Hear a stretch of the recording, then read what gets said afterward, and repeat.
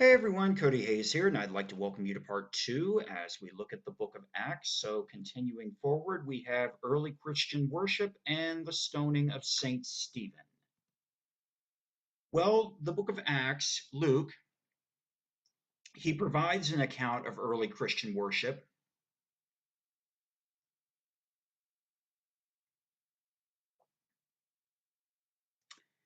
The image that I have on the screen at the top looks like to be the celebration of the Eucharist, the Holy Communion, and it looks as though the celebrant um, not sure if that's a bishop or presbyter or a contemporary English priest um, celebrating, but essentially in Acts, Luke mentions how Christians would, meet, at the temple or the synagogue, for worship following the Jewish Sabbath, but then the next day they would meet in their homes and they would celebrate the Eucharist, the Holy Communion.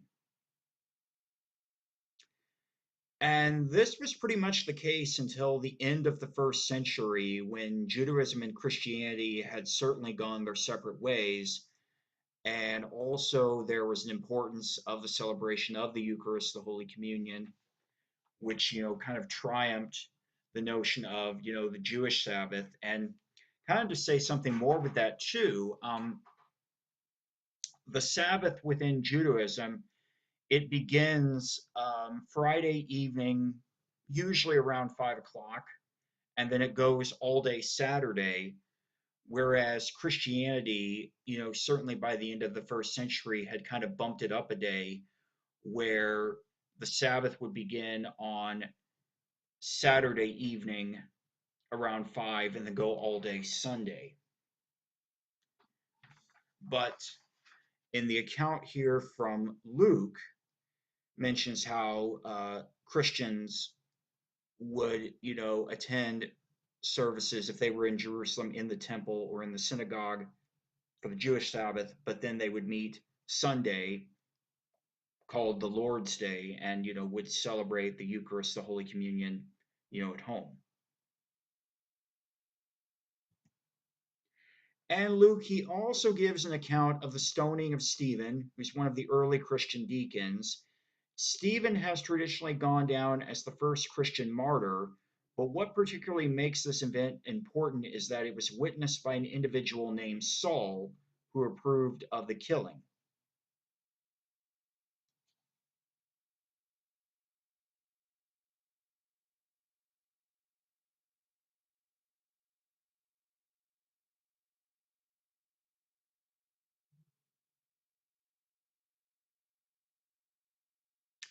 So really what to say here that's majorly important, I would think, certainly the stoning of Stephen, who's one of the early Christian deacons.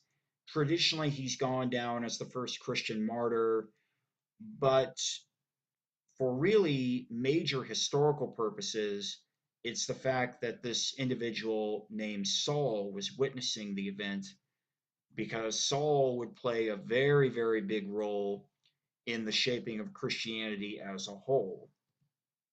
But Saul, Saul, why are you persecuting me?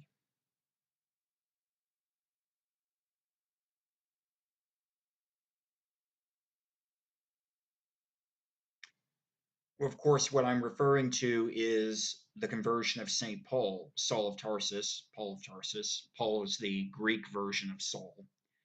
And Saul is described as a persecutor of the early church, Jewish, and he's on his way, the road to Damascus, and something happens where he's knocked off his horse, and he hears this voice calling him, Saul, Saul, why are you persecuting me? And he asks, who is this? And the individual says, I'm Jesus of Nazareth, whom you're persecuting.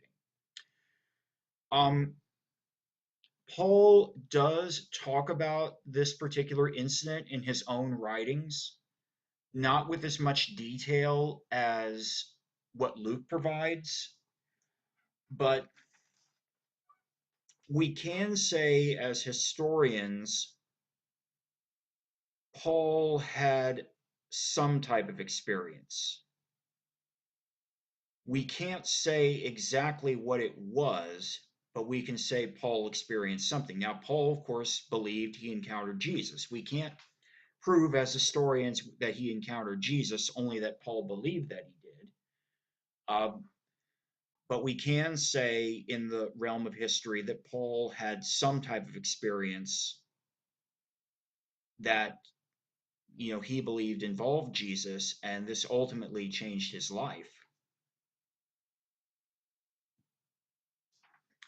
And then, kind of continuing on here with the book of Acts, what God has made clean, you must not call profane.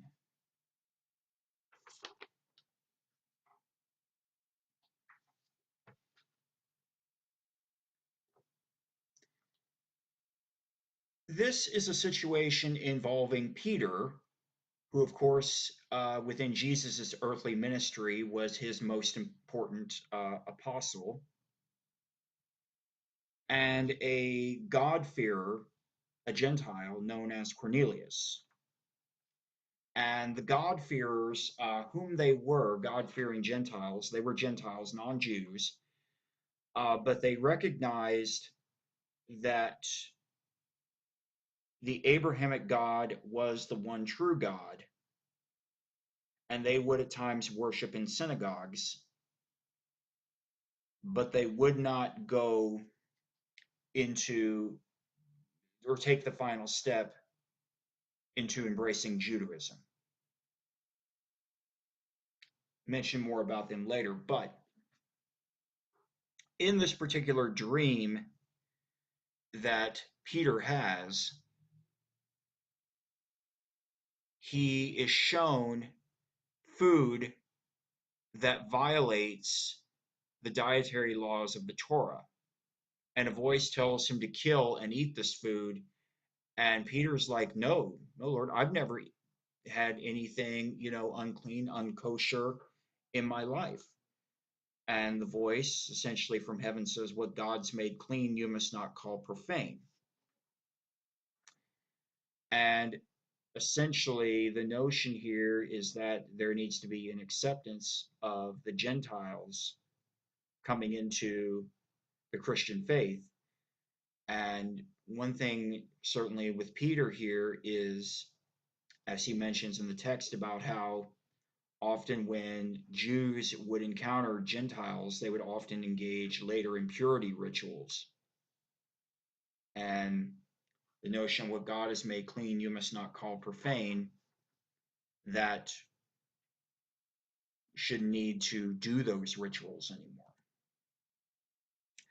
And the theology of baptism, this was seen as welcoming to the God-fearers, these God-fearing Gentiles.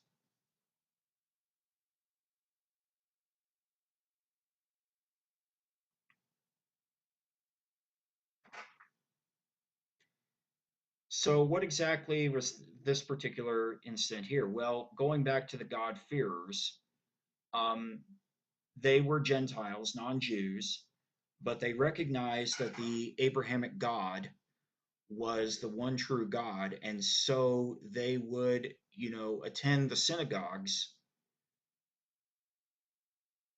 but they would not fully embrace Judaism because that would involve circumcision, bringing them into the covenant with Abraham. Baptism, one of the theological understandings of baptism is that it was seen as the replacement for circumcision, that baptism would bring someone into the covenant with the Abrahamic God. And that was very appealing to these God-fearing Gentiles that wanted to fully embrace the Abrahamic God, but didn't like the idea of circumcision. So this was certainly a way around that. But another point to mention here, does chapter 10 within the book of Acts signal the end of the dietary laws within the Torah?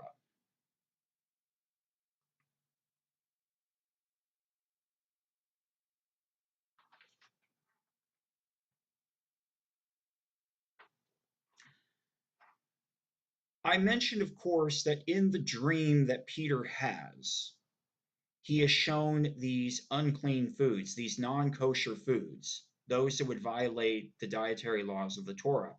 And he's told, to kill these particular, unclean animals and consume them. And he's like, no, I've never had anything unclean in my life. And there's the statement, what God has made clean, you must not call profane, unclean.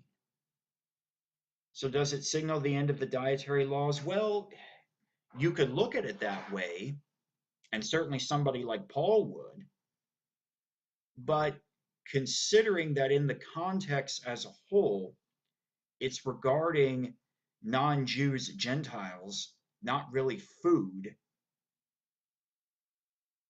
it's hard to completely make a judgment on that. But moving forward, you have here the Council of Jerusalem. The Council of Jerusalem that is described in the book of Acts, it's considered to be a proto-council, prior to council, to what took place in Nicaea in the year 325 CE/AD.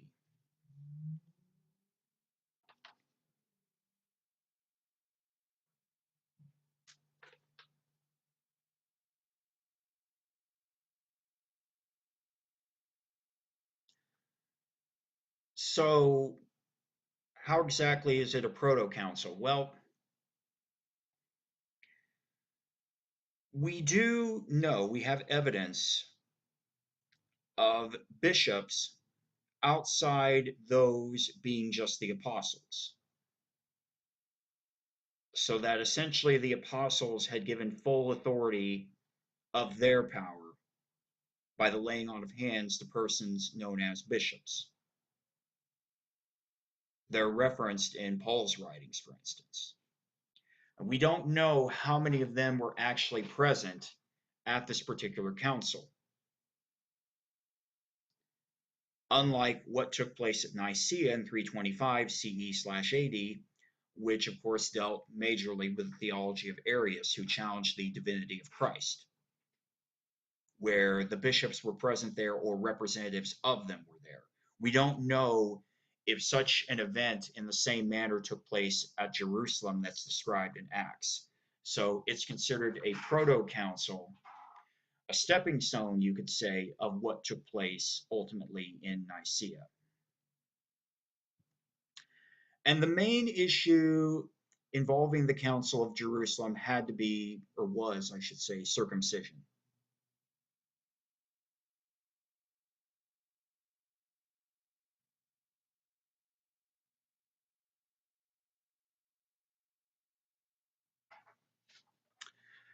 Circumcision was, of course, traditionally how one entered the covenant with God, the God of Abraham. And essentially, we're focused on Gentiles, non Jews, who certainly the God-fearers, who recognize that the God of Abraham is the one true God. But circumcision is not something appealing to them. Baptism certainly was, and traditionally the theology behind baptism is that it replaces circumcision, bringing one to the covenant with Abraham's God. But there were those, and this would have been the Ebionites, the adoptionists. Paul refers to them in his letter to the Galatians as the Judaizers, essentially stating that no, they're not truly in the covenant with the God of Abraham, and they won't be until they submit to circumcision. Well, I think we're going to need to stop here, but when we come back, we will continue on with the Council of Jerusalem and some of the historical questions relating to it, and also more with the book of Acts. So take care. I will symbolically see you then.